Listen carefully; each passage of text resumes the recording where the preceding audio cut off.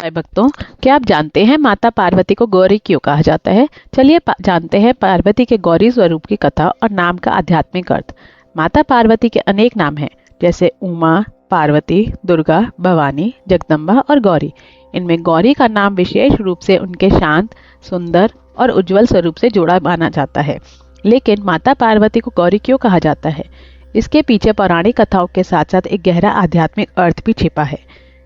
संस्कृत में गौरी शब्द का संबंध गौर से माना जाता है, जिसका अर्थ है उज्जवल, प्रकाशमय, निर्मल या श्वेत वर्ण वाला। इसी कारण देवी को शांत, प्रकाशमय स्वरूप को गौरी कहा जाता है। यहाँ गौरी का अर्थ केवल बाहरी सुंदरता नहीं, धार्मिक दृष्टि से यह मन की पवित्रता, शांति और दिव्य चेतना का भी प्रतीक है।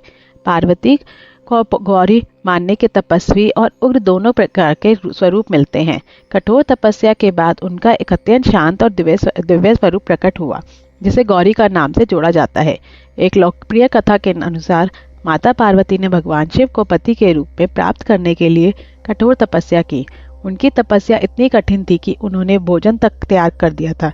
उनकी इस कठोर साधना के कारण उन्हें अपर्णा नाम भी मिला। तपस्या के बाद उनका दिव्य स्वरूप तेज से प्रकाशित हुआ। इसी उज्जवल स्वरूप को गौरी के रूप में देखा जाता है।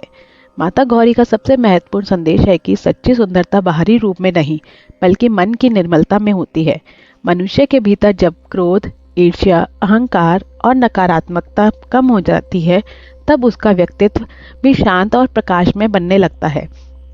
इसलिए गौरी स्वरूप को केवल सौंदर्य की देवी मानना अधूरा है। वे पवित्रता, शांति, सौम्यता और सकारात्मक शक्ति का प्रतीक भी है। भगवान शिव को अक्सर गहन वैराग्य और ध्यान के रूप में देखा जाता है, जबकि माता गौरी का प्रेम, करुणा और सृजनात्मक शक्ति के रूप में।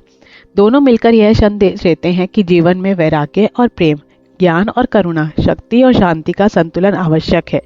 इसलिए शिव पार्वती की उपासना केवल पारिवारिक सुख के लिए नहीं, बल्कि जीवन में संतुलन और आंतरिक शक्ति, शांति के लिए भी महत्वपूर्ण मानी जाती है।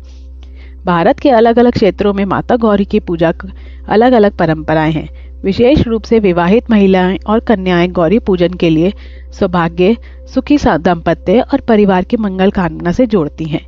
लेकिन इन परंपराओं का मूल भाव यही है कि माता की कृपा से जीवन में शांति, पवित्रता और समृद्धि आए।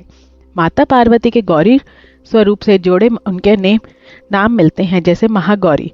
नवरात्रों में नवदुर्गा परंपरा में महागौरी को 9वें रूप में पूजा जाता है। उनका स्वरूप शांति, पवित्रता और निर्मलता से जोड़ा जाता है। माता गौरी हमें सिखाती है कि वास्तविक सुंदरता चेहरे में नहीं, बल्कि विचारों में पवित्रता और हृदय की करुणा में होती है। जिसका मन में प्रेम, धैर्य और शांति हो, वही मन वास्तव में प्रकाश में होता है। जय माता गौरी, हर हर महादेव।